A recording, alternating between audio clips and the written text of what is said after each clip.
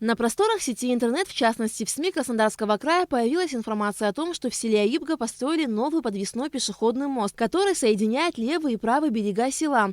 Как отмечается на сайте издания «Сочи Стрим», 3 года назад единственную переправу в Аибге снесло паводком. Это привело к неудобствам для жителей левобережной части.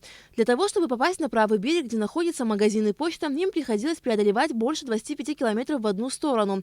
В решении проблемы принял участие депутат городского собрания Сочи Сергей Шевелев. В итоге подвесной мост построили за месяц. На обоих берегах реки Псо установили опоры, а через реку натянуты стальные тросы, на которых закрепили доски. Теперь же путь с одного берега на другой занимает всего 4 километра. Однако сам факт строительства моста вызвал неоднозначную реакцию в нашем обществе. Тему активно стали обсуждать в соцсетях. К обсуждению подключился и парламент. Депутаты пригласили на встречу главы СГБ и МИД. Обсуждение прошло без участия журналистов. Но после встречи мы пообщались со спикером парламента Валерием Кварчием, который к тому же является председателем с абхазской стороны Межгосударственной комиссии по делимитации и демаркации государственной границы между Республикой Абхазия и Российской Федерацией. Валерий Кварчи отмечает, что строительство мостовой переправы через пограничную реку Псо было осуществлено без согласования с соответствующими структурами Республики Абхазия. Впервые я узнал только вчера вечером, и не только я, а многие из вас, наверное, так.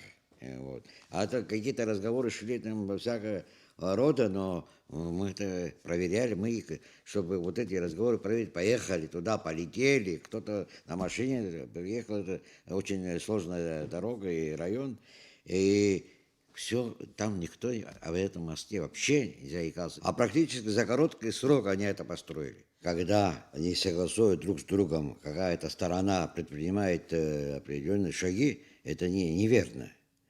Если мы соседи, если мы друзья, если мы партнеры, то и у нас одна граница, мы должны делать все вместе, сообща.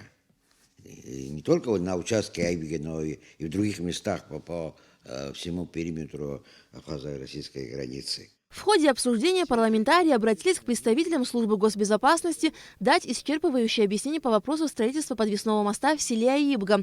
В связи с этим парламент рекомендовал руководству пограничного отряда СГБ обратиться к российским коллегам для выяснения обстоятельств возведения моста через реку Псо на несогласованной территории с особым установленным Межгосударственной комиссией по делимитации и демаркации государственной границы режимом, не допускающим односторонних действий. Возможно, какие-то упущения здесь были, почему и дано поручение Министерству и СГБ изучить и доложить. Потому что вопрос стоит давно по поводу пересечения границы в этой части села. И это и в 2015 году, и прежде обсуждались вопросы пересечения людей на этой территории.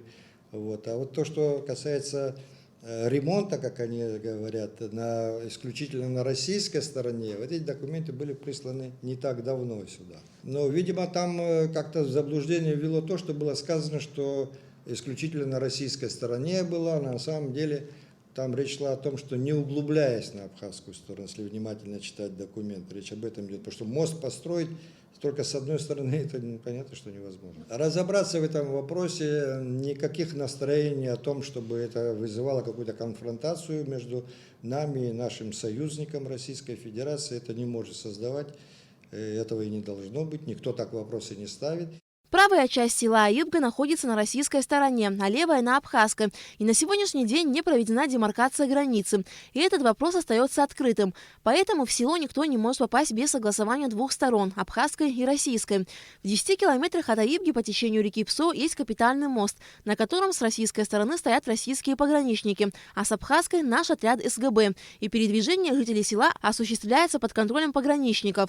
Но со строительством подвесного моста есть опасения незаконного и бесконтрольного пересечения границы и осуществления контрабанды. Основные озабоченности, которые были высказаны, они связаны с тем, а какой будет режим пересечения этого моста, поскольку там не предусмотрено с абхазской стороны никакого пограничного или таможенного контроля, не станет ли это каналом для перемещения каких-то незаконных, незадекларированных грузов или даже наркотиков. Вот этот вопрос вызывал сомнения, и было высказано мнение, что комиссия совместная, которая существует, которую возглавляет Валерия Еремеевича Кварчия, чтобы она на своем заседании все-таки определила, как там это будет дальше функционировать, в связи с тем, что все-таки уже какие-то нарушения имеются. С 30-го года нет ни одной карты.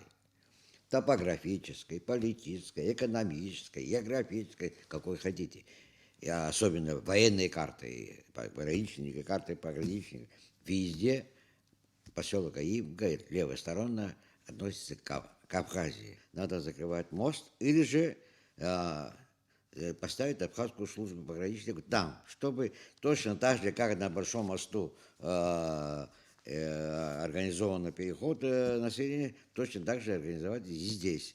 Мы пожалуйста, если это населению удобно, что мы не против, но это надо делать согласованно. Также парламент предложил МИДу отреагировать на факт осуществления деятельности депутатом городского собрания Сочи Сергеем Шевелевым на территории села Аибга Гагарского района Республики Абхазия и его заявления, прозвучавшие в СМИ, где он говорит о принадлежности Российской Федерации вышеназванной территории. Депутаты Народного собрания считают, что Межгосударственной комиссией по делимитации и демаркации государственной границы между Республикой Абхазия и Российской Федерацией необходимо обсудить имеющиеся проблемы. Кроме того, депутаты надеются, что вопрос села Аибга Гагарского района будет предметом обсуждения на предстоящей встрече президентов Абхазии и России Аслана Бжаня и Владимира Путина.